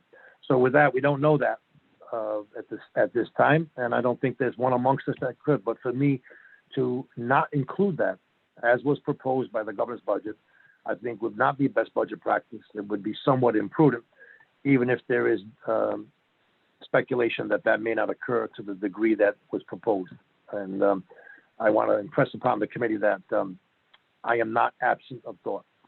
I am well acquainted with the daily news. I am well acquainted and do a significant amount of reading and advising on matters that are significant in the financial communities, including our own community. But, Mr. Chairman and members of the committee, under best practices, the budget was assembled and vetted internally with all of the tools that were available to us at the time of submission, and as complete as we could be, giving rise and giving consideration to those areas that would more than likely have some immediate diminishment, such revenues as meals and beverage and hotels. That's obvious. There is no doubt in my mind, and that of the finance team, that has in fact declined. And so we reflected that, not only in my cash flow that finishes out the year, the fiscal year 20 and the operating report projections, but also been reflected as we open the FY21 year and have that budget before your committee for consideration. So those things are known because they're obvious, and I think that you would respect the fact that those decisions were predicated on human behavior. What do we think will happen when the new year begins July 1st? Will there be a slowdown continuing in the meals and beverage industry as well as hotel, and will there be parking revenue offset? We believe we've reflected that fairly and accurately, or at least to the best of our ability, given current conditions. Throughout the budget, we've honored those traditional expenditures that are mainstays of the budget, including the school appropriation. School appropriation is expected to increase by $4 million this year, based on the intervention, turnaround intervention under the Crowley Act. We were always of the obligation of the maintenance of effort, notwithstanding the fact that the school intervention has been taken over by RIDE. Under maintenance of effort, our expenditure was expected to be $130 million. That's in state statute. Under the Crowley Act, it's the maintenance of effort plus, on a pari pursu pro rata basis of change, whatever the increase on the state formula funding is at the state level, that's under the Crowley Act, that has to hold true also under the city level. Given that there was an expectation earlier that would be about a $6 million change, it's actually 2 weeks ago, RIDE announced that change was actually $8 million. With that portends to be a $3.4 million to $3.8 million expected increase in the school appropriation. The administration is working with the state governor's office, the district, and RIDE to make a determination if some of that increase, if not all of it, can be borne by things other than traditional monthly cash appropriation transfers. So with that said, things like the increase in debt service, some other negotiated services, including the use of city facilities and other activities, including summer activities that have school affiliation, that will continue under the current budget, to see if there would be the benefit of that opportunity. It's my understanding that the district is not objecting to that, and so it's a decision that really has to come down to the Commissioner of Education, along with perhaps the governor's office. So for this budget, we did in fact budget only the $130 million continuing appropriation from the prior year under maintenance of effort, while we stand ready to to receive word on how the Crowley Act will be interpreted and whether or not we will be given the ability to offset what's expected to be a $3.4 to $3.8 million increase. And that's been talked about regularly. And I think all of us have shared that concern. I think the council has shared that same concern that could happen. And it has happened in terms of the formula increase. But it's our hope and great expectation that we will be given relief, certainly in this upcoming budget. And so that's the reflection of the budget for school appropriation. Pension has been funded at 100%. And there is no rainy day budget expected in this budget, Mr. Chairman. And likewise, so the similar exercise of prudence, Mr. Chairman, while we are in a rainy day, in my humble opinion, and I'm not being cavalier about this, while we are in a rainy day, it doesn't seem prudent to fund a rainy day, particularly in the new budget. It just doesn't seem prudent. I think I would beg to, Mr. Chairman, your indulgence to say that would be rather imprudent. And may I say for the record, if I didn't say it earlier, we're going through all this, and I told you that today there's $51 million in cash. When you adjust it for the school appropriation, we're down to $41 million. To close out the year and meet the two highest orders of payment obligation, debt service, because it creates a default condition, which is approximately $5 million, and 5 remaining pay periods, including tomorrow, approximately $6 million per, or $36 million. We would need close to 30 of that about $36 million in cash. We haven't held a tax sale yet. We do have other revenues that are targeted for receipt. We do think it'll be tight. We don't think that we will finish in a cash significantly high cash balance position. That was the reason for the strategic borrowing of a line of credit in case we needed to do so. So with that said, in the 21 budget, it seemed imprudent to budget for a rainy day, Mr. Chairman. So that's not taking liberty as much as it's asking the council to consider that when it comes time to making our final preparations in the final vote. Incidentally, I said it earlier, it might have been missed. As of today, we have not drawn $1 from the now $10.2 million rainy day fund that was built over the past 3 years. That would be easy. But good financial prudence says that we would not draw that rainy day. We would take it under a line of credit. Interest rates are low if we get that point. The way the line of credit works, I have to have this conversation for the benefit of all council members. You produce an 18-month cash flow at the lowest point in the next 12 months that your cash is diminished. That's the max amount you can borrow. If the smallest amount of cash that presumes is $25 million, that's the max amount you can borrow plus 5% of the budget. In this case, 5% of $500 million, $25 million. That would be your max allowed by financial markets, government, ordinance, and state statute. What I'm saying is, at the time we had this discussion 4 weeks ago with yourself, the treasurer, the auditor, I believe council leadership, we were giving you a range of values that could be potential. That was shared with our outside financial advisors, who, by the way, yesterday I talked with the regular monthly meeting of state officials. We meet every month. And I shared this knowledge that I'm sharing with you tonight, and they looked upon that as prudent technique as well. And I think they walked out of that meeting, Auditor General, Director of Municipal Finance, and that team comforted, based on information I shared with them, that I shared with you this evening, in a similar position. We're not exaggerating the fact that the cash flow is tight. No doubt. But we already collected nearly 89% of what was expected to be collected in the month of April, and we already gave public notice that we would accept payment beyond the due date, causing automatically some delay, some lag in collection. But I fully expect that we will collect nearly all of it before the end of June 30. I'm confident. Mr. Mancini, the $10.2 million in the rainy day account? Yes. Do you have an expectation that that money will carry over into the upcoming next fiscal year? It is my greatest hope that it will, yes. And what's the purpose of the $10.2 million rainy day account? Under absolute worst condition, end of the world conditions, I would borrow first before I take that money. Well, isn't it for a rainy day? Isn't it for a rainy day?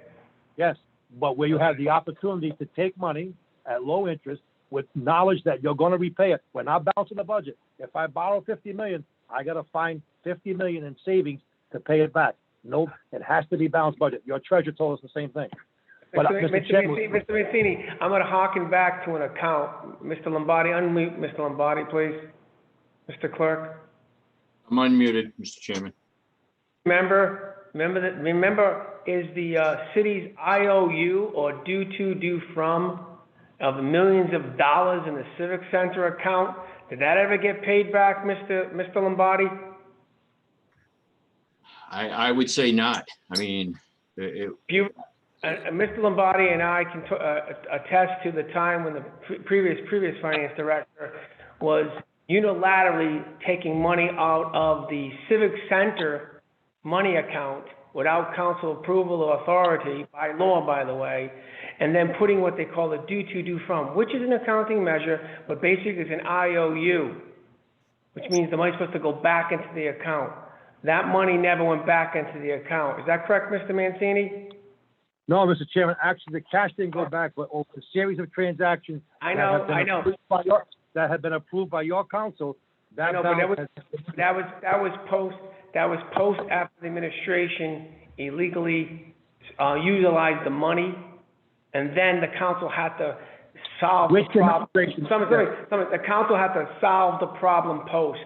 So it was one of those situations with the administration unilaterally chose to ignore the law, use the money, and then the council, after being vilified, the council was vilified for a year and a half of being financial gatekeepers. Finally, everybody had to come clean, and then the council at the time had to then address that problem. I know with whatever that administration folks, in order to solve that problem. My concern is I don't want to get more deeper into this thing. Mr. Mancini, you'll have an opportunity to advocate, to explain why it's such a great idea to keep money in the rainy day account, do out a line of credit, all that stuff, and you can say how you want to spend it, not spend it, but at the end of the day it still goes to the fundamental question. Before we get to giving the administration another multi-million-dollar line of credit, you still need to answer the basic question. What austerity measures are you doing to lessen the expense side of the city, right, to justify that? We understand it's prudent financial measure to have a line of credit in city and state government. I get that, and every state's doing it. But you need to at least prove out on one piece. The problem is that you're mixing and matching the two conversations. First put together what frugal measures and what austerity measures administration plans on doing for the upcoming budget, and what changes. It's still going to be pay raises as usual, because that's what's in this budget. Making full payments, giving more money to the school department, no tax increases, and everything's fine. I don't know where you plan on getting all this revenue, but we'll get into that detail. I think, so, Councilwoman Anthony? Mr. Chair, I'm so sorry. I have another meeting I have to attend to. I just didn't want to drop off, but I really appreciate it, and I'm sorry. I will be at the next finance meeting. Thank you. Councilwoman, we're gonna have many, many more, so. So hang on. I'd like to say I'm looking forward to them, but I'll be there. Thank you, Madam Councilwoman. So, Mr. Mancini, let me just ask you a couple of things. I know it's getting a little bit late in the hour, and I don't want to further bore folks, but can you go in the budget book itself, in the revenue section? I'm there. Can you see what this? All right. Can you explain to me where the it looks. I just want to get this clarified. It looks like we had. It looks like the proposed taxes is actually going to be about $4.1 million less. Is that correct? You're predicting? That is correct on the pure taxation. So I have a question. Why would, if the tax rate's going to stay exactly the same, yep, right? In theory, the values right now are going to stay the same until the next reval. When's the next reval? In 2 years. So in 2 years, that's when those values will be. For my future council colleagues, that's when you'll be seeing additional issues that you're all going to be handling when the values of real property gets lowered in the city. And and you're gonna enjoy that financial, what I call merry-go-round. So Mr. Mancini, so can you explain, why would it be less? Just give me a little, just explain to me, why would that, if we're gonna raise the same amount of taxes, the rate's gonna be the same, the valuation's gonna be the same, why would the amount of tax be less by $4.1 million, sir? So, Mr. Chairman, there are many parts to that, and I think you're gonna have an opportunity on Monday. As I understand it, you have the assessor coming before you, so Yes, let me sir. give it to you from the budget perspective. We were able to remove all tax stabilizations off the levy, which is permitted by law. And they now appear separate for many reasons. A, to give reflection to those tax stabilizations and their dollar value. Many things have changed over the course of time. And also, it was a measure that would allow us to restore others who were at the end of their tax sale agreements to put them back on the levy as full taxable, as in Dominion Energy. And with that said, that kept us under the cap. So in doing so, we removed the entire tax stabilization levy, the portfolio from the levy. We added on what had expired as fully taxable back on the levy where it belongs. And we removed, as you may see through the budget as we get there, down below under so-called payments, we removed the so-called Manchester Street from this year because it's now back on the levy.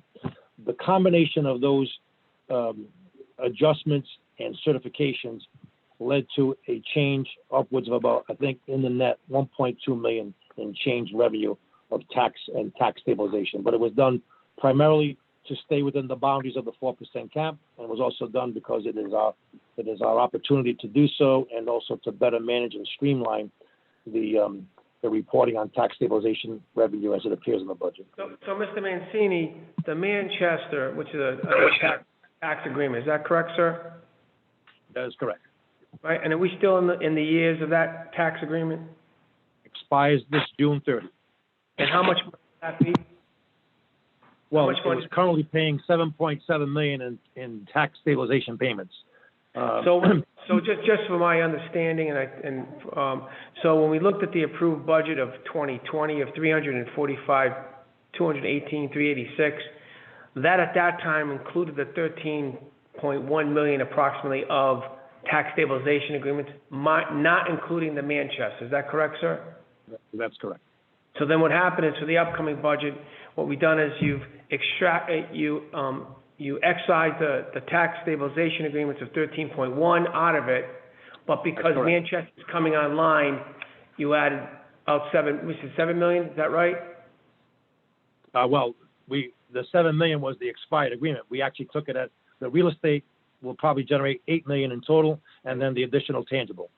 So that's the reason why, so for sake of conversation, $8 million there, so that's why then that's a shortfall about $4 million. So the city will still generate pretty much, a pretty hefty total amount of revenue in this scenario. $1.2 million pickup. Great, thank you, sir. Mr. Chairman, you have that down. Mr. Chairman, you have that down perfect, and I would suggest that on Monday evening you'll have that same conversation with ourselves and the tax assessor. I think that's helpful. And then I was just wondering, in the pilot payments, I noticed that in this budget, the proposed budget is that it's down by 7.6. Could you explain that? It's down almost by half. That's exactly the discussion we had a minute ago. That's the Manchester Street. That's the Manchester, right? Okay. That's the Manchester. That's it. That's what I just wanted to make sure that was the case. Thank you, sir. Mr. Chairman. Thank you. Council President Matos? Thank you. Larry, I just want to go back to your point about the TSA. So you took the TSA from the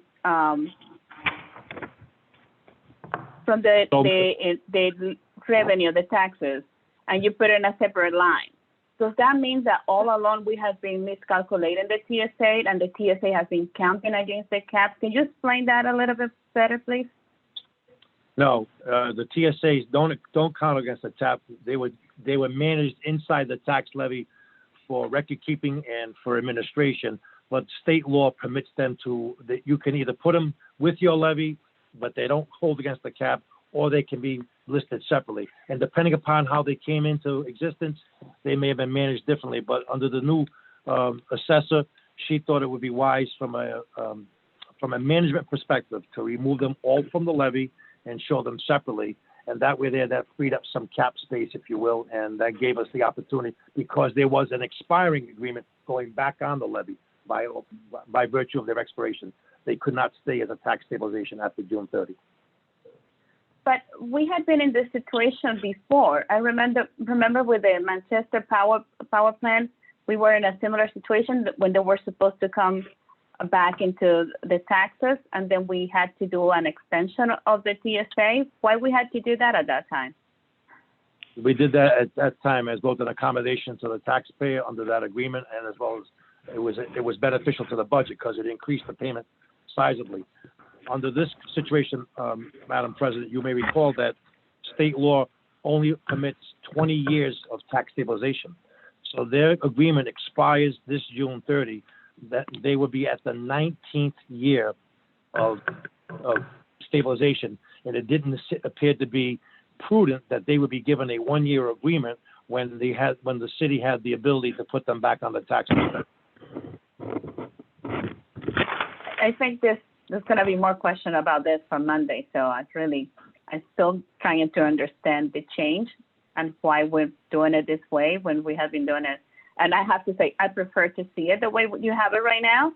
But I'm trying to understand if before we were counting that against the cap, and there were opportunities in which our revenue could have been more, and we were not able to see the revenue because we were counting the TSA. So I'm going to have a lot of more questions for Monday. Thank you. Thank you. Thank you. Mr. Mancini, do you have anything else you want to add on that, this general overview? No, Mr. Chairman, we're going to be going into that as was planned by your committee invitation. We're going to be going into that in great detail on Monday. We'll have the assessor join us. She'll be able to brief the council in great detail on the compilation of the now proposed levy, and we'll have that discussion on Monday. Thank you. And just any questions by committee members, No, Mr. Chair. council members?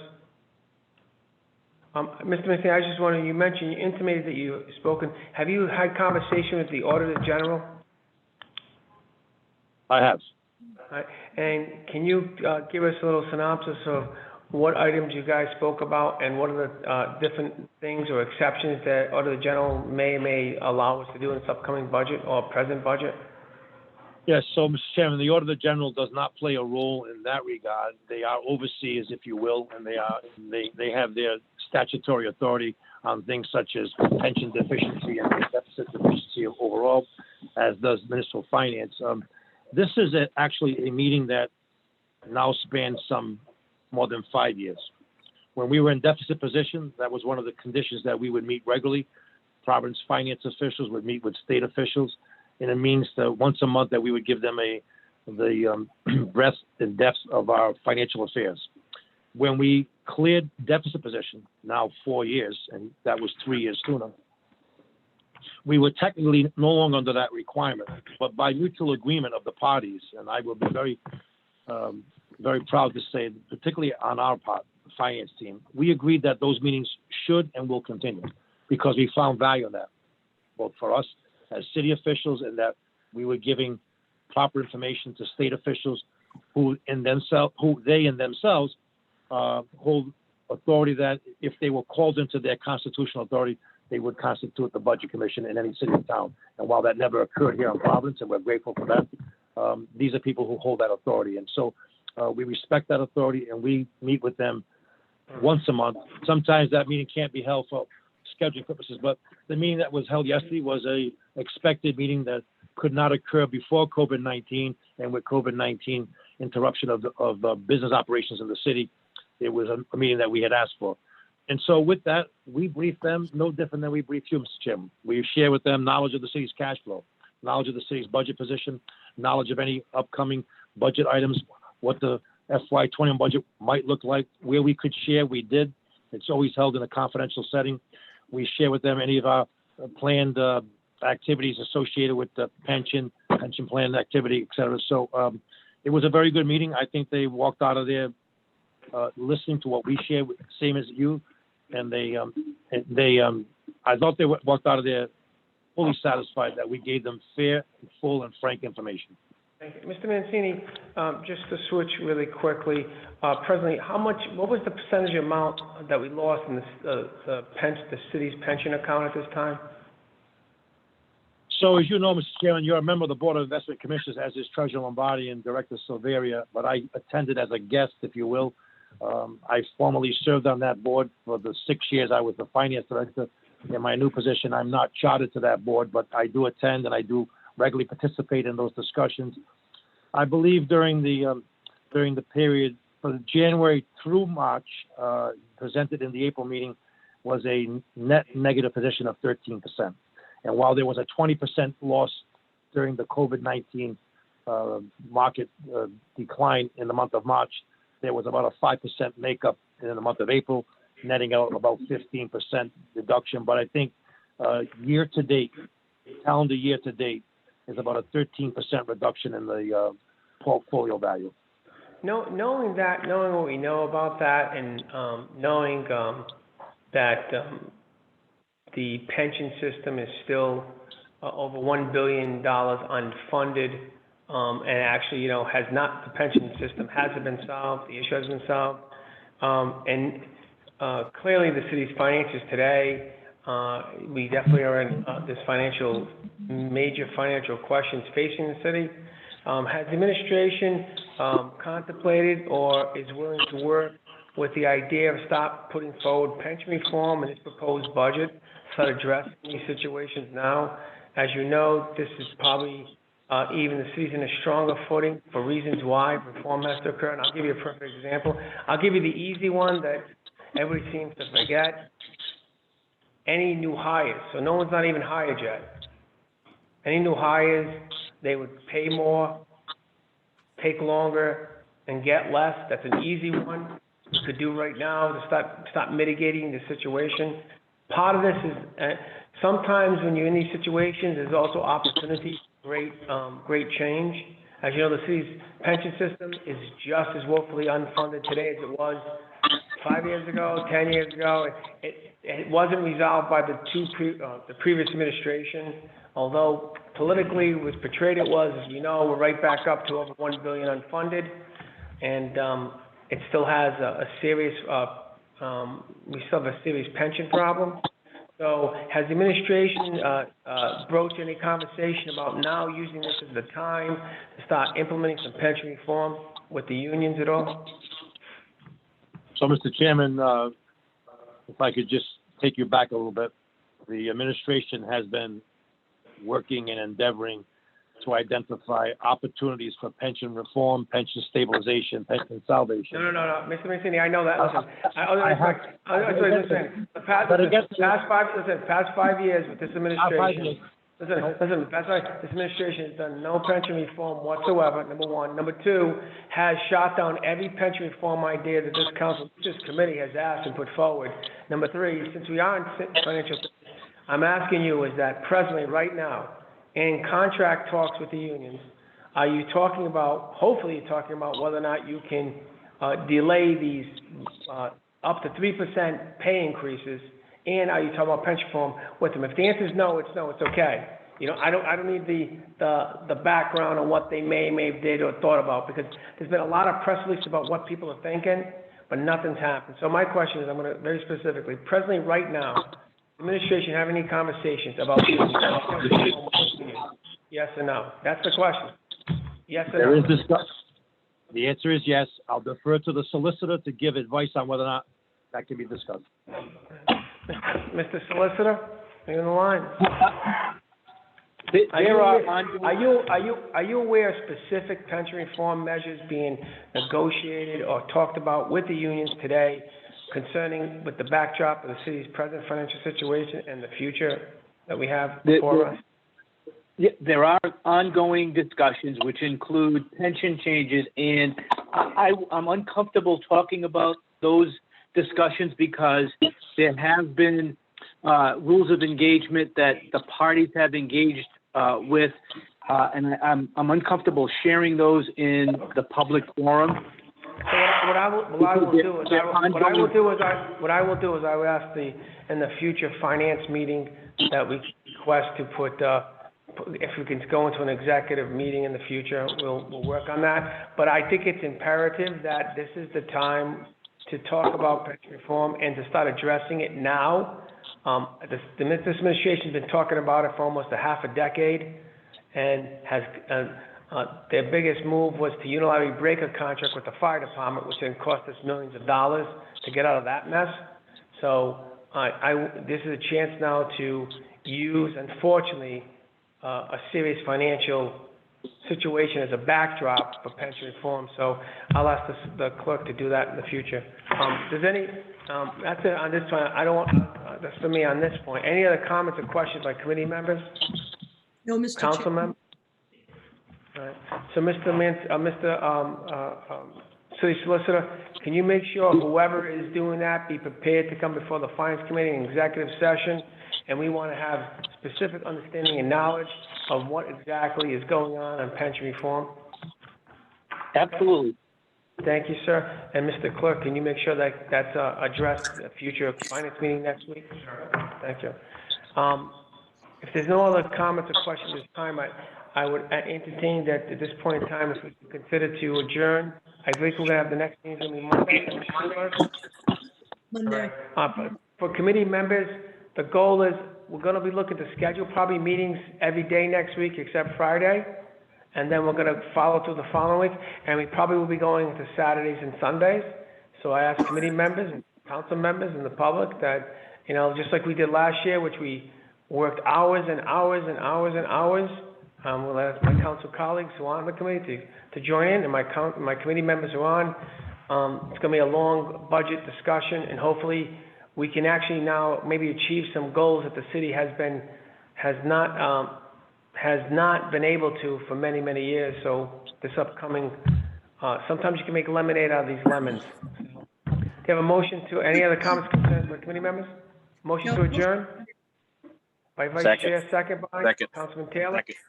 Discussion? Nope. Mr. Mancini, everybody, thank you for participating. All in favor? Thank you, Mr. Chairman. Always Aye. a pleasure.